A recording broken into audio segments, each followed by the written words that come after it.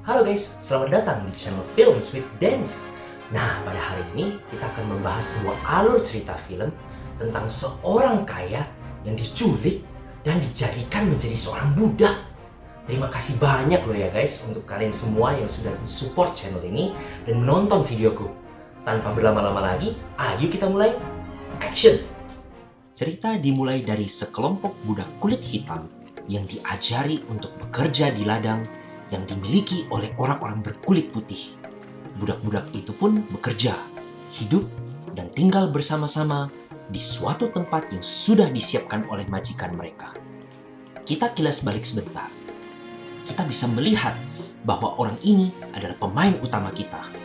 Ia bernama Solomon Northup. Ia adalah seorang yang bisa dikatakan kalangan menengah ke atas, yang pandai memainkan biola. Ia juga memiliki keluarga, 2 orang anak, dan seorang istri yang sangat menyayanginya. Pada saat itu, ia dan keluarga tinggal di Saratoga, New York pada tahun 1841. Di suatu pagi, ia bertemu dengan seorang temannya yang memperkenalkan ia kepada 2 orang, yaitu Brown dan Hamilton. Kedua orang ini sedang mencari orang-orang yang memiliki bakat untuk direkrut ke dalam perusahaan mereka. Kebetulan, Solomon memiliki bakat memainkan biola. Solomon pun diberikan tawaran yang sangat menarik oleh mereka berdua, sehingga ia pun tidak dapat menolaknya. Akhirnya, ia mengambil tawaran tersebut, dan sekarang ia berada di Washington, bekerja untuk perusahaan ini. Setelah itu, ia terbangun dari kilas baliknya. Ia mengingat ia masih menjadi orang yang mapan. Sangat marah karena ia sudah dizolimi, ia dikira seorang budak karena kulitnya yang berwarna hitam. Hanya gara-gara ia tidak memiliki dokumen-dokumen untuk membuktikan bahwa ia bukan seorang budak. Ia kemudian dicambuk habis-habisan karena dianggap membangkang sebagai seorang budak.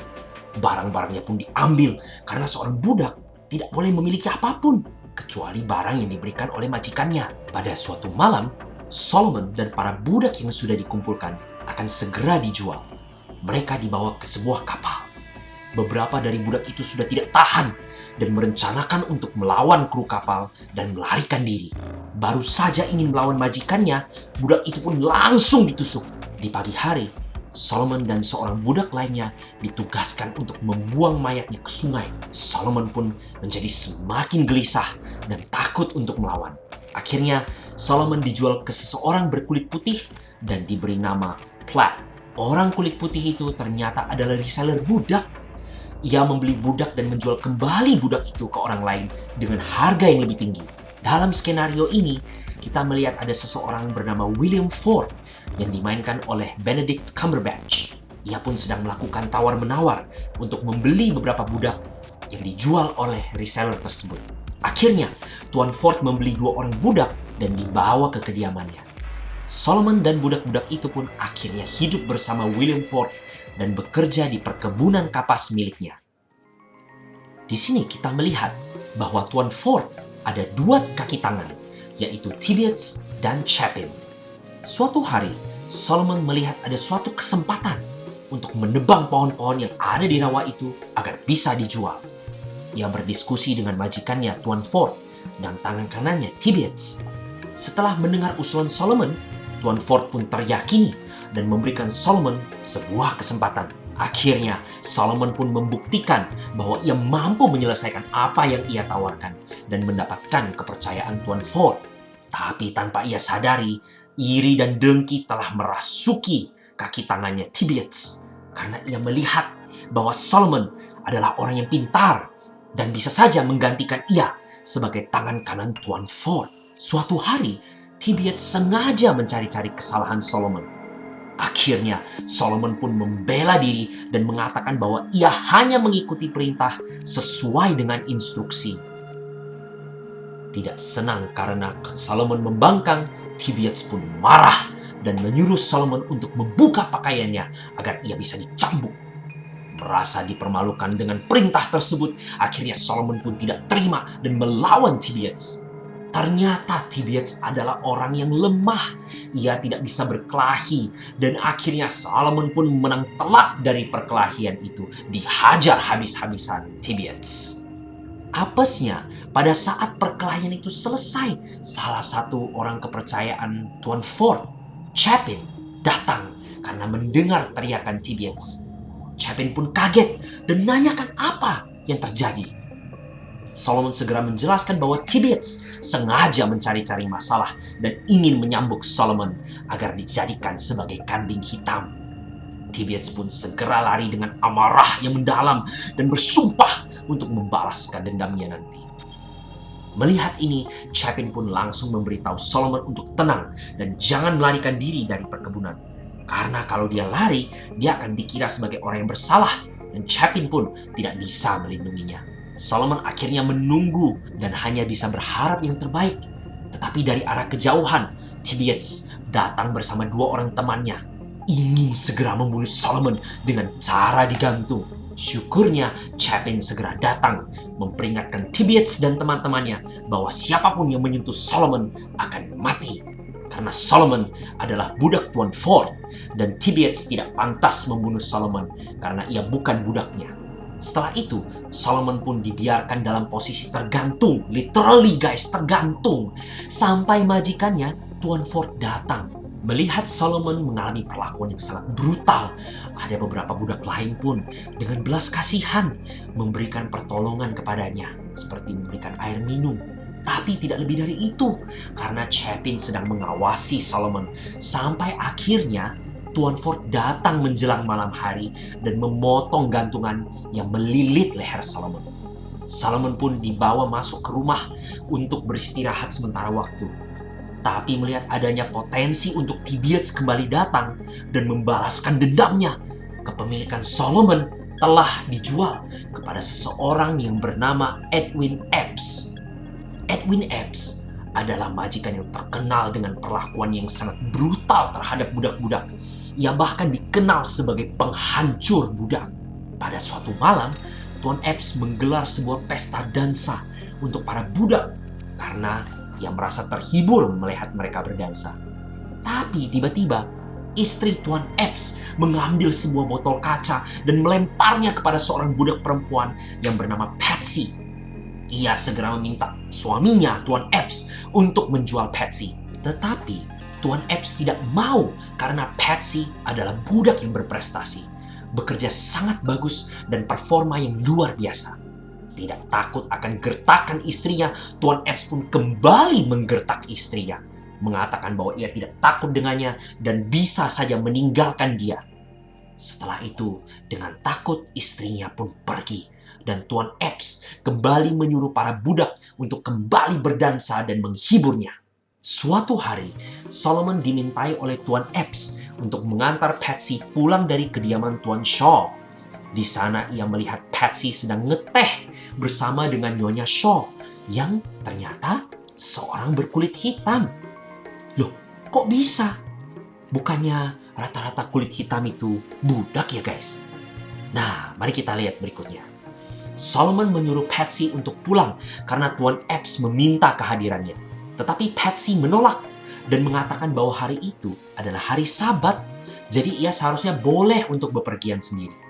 Nyonya Shaw pun menyuruh Solomon untuk duduk sebentar dan ngeteh bersama sambil berbicara dengannya. Awalnya, Solomon tidak berani dan enggan, tapi karena dibujuk terus, akhirnya ia pun menuruti permintaan Nyonya Shaw. Setelah ngobrol sejenak, ternyata Nyonya Shaw dulunya juga seorang budak. Tetapi karena Tuan Shaw mencintainya, ia diangkat menjadi seorang kekasih. Ia pun membujuk Patsy untuk bertahan dengan Tuan Epps dan tetap di sisi baiknya, agar bisa diangkat menjadi kekasih dan memiliki hidup yang lebih baik. Sesampainya Solomon dan Patsy kembali ke kediaman Tuan Epps, Tuan Epps dengan curiga menanyai Solomon apa saja yang mereka perbincangkan di situ. Solomon pun mengatakan bahwa mereka hanya mengobrol basa-basi, tidak membicarakan hal yang aneh-aneh. Tuan Epps dengan keadaan yang mabuk pun menjadi semakin curiga. Ia mengatakan bahwa Solomon berbohong dan memaksa untuk berkata yang sebenarnya. Tetapi Solomon tidak berbohong dan dia memang mengatakan yang sebenarnya. Penuh dengan kecurigaan, Tuan Epps pun mengamuk dan mengeluarkan pisau dari celananya. Ia mengejar Solomon. terjadi kejar-kejaran dalam peternakan Tuan Epps. Tuan Epps pun sempat terjatuh dalam kandang hewan dan terpeleset saat akan memanjat keluar kandangnya. Aduh, kasihan banget ya guys. Akhirnya mereka pun berdamai setelah Nyonya Epps keluar dari rumah dan melihat sifat kekanak-kanakan mereka. Suatu malam, Tuan Epps masuk ke ruangan para budak dan mengajak Patsy untuk keluar. Ternyata Patsy diminta untuk berhubungan badan dengan Tuan Epps. Sebagai budak pun, ia tidak memiliki pilihan lain karena bila tidak patuh, ia bisa saja kehilangan nyawanya. Setelah itu pun, Patsy hanya ditinggal sendirian di luar kediaman Tuan Epps. Waduh, kejam banget orang ini ya. Suatu pagi, Tuan Epps mendapati bahwa kebun kapasnya telah dilanda oleh wabah hama. Hampir seluruh kebun kapasnya mati karena serangan ulat kapas. Ia pun dengan segera membawa budak-budaknya ke kediaman Tuan Shaw untuk membantu Tuan Shaw dan Hakim Turner di kebun tebunya. Kita pun kembali ke skenario awal pada saat Solomon sudah menjadi budak, di mana ia diajari untuk memanen tebu dan mengumpulkannya ke gerobak. Solomon pun ditanya oleh majikannya, Hakim Turner, apakah dia pandai memainkan biola? Ia mengatakan ya, dan diberikan kesempatan untuk memamerkan keahliannya di acara pesta Willard Yarner, seorang pemilik kebun dekat rawa. Ia pun diperbolehkan untuk menyimpan uang yang ia dapat dari keahliannya itu. Beberapa waktu telah berlalu dan para budak itu kembali ke kediaman Tuan Epps karena wabah hama itu sudah berlalu. Tuan Epps pun terlihat sudah memiliki seorang anak perempuan berkulit hitam. Kemungkinan anak itu adalah anak dari hasil hubungan Tuan Epps dan Patsy waktu itu. Kembali ke perkebunan kapas Tuan Epps, ternyata ada seorang pemitik kapas berkulit putih yang dulunya adalah seorang penjaga perkebunan kapas. Namanya adalah Armsby. Tetapi karena ia kecanduan alkohol, ia tidak bisa dipercaya untuk bekerja di perkebunan sebagai penjaga lagi. Makanya ia turun jabatan dan menjadi pemetik kapas biasa seperti budak-budak kulit hitam lainnya. Suatu malam, Solomon meminta bantuan kepada Armsby. Solomon berjanji untuk memberikan semua penghasilannya kepada Armsby apabila ia berjanji untuk membantu Solomon. Solomon hanya meminta Armsby untuk mengirimkan sebuah surat ke kantor pos di Marksville dan tidak memberitahu siapapun akan rencananya itu. Melihat ketulusan Solomon, Armsby pun menyetujui permintaan Solomon dan menerima pembayaran seikhlasnya. Armsby menyuruh Solomon untuk membuat surat itu dan menemuinya dalam waktu 2 hari lagi. Tanpa sepengetahuan Solomon, ternyata Armsby mengkhianati Solomon. Dia memberitahu segala rencananya kepada Tuan Epps. Solomon masih berusaha menyangkal ketika diinterogasi oleh Tuan Epps. Ia mengatakan, bagaimana ia bisa menulis surat tanpa tinta dan kertas? Kepada siapa ia akan menulis surat itu? Sedangkan ia tidak memiliki keluarga atau kenalan. Solomon berusaha mengalihkan kecurigaan itu ke Armsby dengan mengatakan bahwa Armsby adalah seorang pembohong dan pemabuk sehingga kata-katanya tidak dapat dipercaya. Dengan kepintarannya, Solomon berhasil mengelabui Tuan Epps dan meyakinkan dia bahwa Armsby lah yang mengarang-arang cerita yang tidak benar itu untuk mendapatkan kepercayaan Tuan Epps agar ia dipromosikan kembali menjadi penjaga kebun. Luar biasa ya guys, memang pintar orang Solomon ini. Setelah itu, Solomon pun bergegas mengambil surat yang sudah ia buat, segera membakarnya agar ia tidak dicurigai lebih lanjut. Suatu siang, di kediaman Tuan Epps, terlihat sekelompok tukang-tukang yang bekerja untuk membangun satu rumah di tanah Tuan Epps. Salah satu tukang itu berkulit putih. Ia bernama Bass. Ia diperankan oleh Brad Pitt. Tentu kenal dong ya dengan Brad Pitt dengan muka yang gantengnya. Bass berargumen dengan Tuan Epps bahwa orang kulit hitam jugalah manusia. Dan walaupun mereka dimiliki oleh Tuan Epps, mereka juga manusia-manusia di mata yang maha kuasa. Tuan Epps merasa tersinggung. Ia merasa bahwa ia dibandingkan dengan seekor babun karena ia mengatakan Membandingkan orang kulit putih dan orang kulit hitam, itu seperti membandingkan orang kulit putih dengan seekor babon. Wah, gila sih guys, rasisnya luar biasa. Tapi, Bass mengatakan bahwa ini adalah pemikiran yang salah. Suatu saat, peraturan dan hukum akan berubah. Dan suatu saat, orang-orang kulit hitam ini bisa saja dianggap sebagai manusia sederajat dengan kulit putih dan bukan lagi dianggap sebagai benda yang bisa diperjualbelikan layaknya budak. Kembali ke kediaman Tuan Epps, Tuan Epps dengan gelisah dan marah menanyakan budak-budak perempuan lainnya di mana Patsy. Tetapi mereka tidak mengetahui Patsy pergi kemana. Melihat Patsy pulang ke rumah Tuan Epps dengan cepat mencegahnya dan dengan marah memfitnahnya ingin melarikan diri. Tapi Patsy mengatakan bahwa ia hanya pergi ke kediaman Tuan Shaw untuk meminta sebuah sabun dari Nyonya Shaw. Karena istri Tuan Epps tidak menyukai Patsy, sehingga Patsy tidak bisa membersihkan dirinya sendiri dengan wangi. Karena penuh dengan kecurigaan, mengatakan Patsy berbohong dan segera menghukumnya. Patsy ditelanjangi dan diikat di sebuah tiang kayu. Pada awalnya, Tuan Epps ingin menyambuk Patsy sendiri. Tapi mungkin karena nggak tega, Tuan Epps menyuruh Solomon untuk menyambuk Patsy. Setelah itu, Patsy pun dilepaskan dari tiang dan diobati luka cambuknya oleh budak-budak lain. Di lain waktu, kita lihat Solomon sedang membantu Bass yang sedang membangun rumah untuk Tuan Epps. Sejenak mengobrol, Bass mengatakan bahwa Solomon lumayan banyak pengalaman bepergian untuk seorang budak.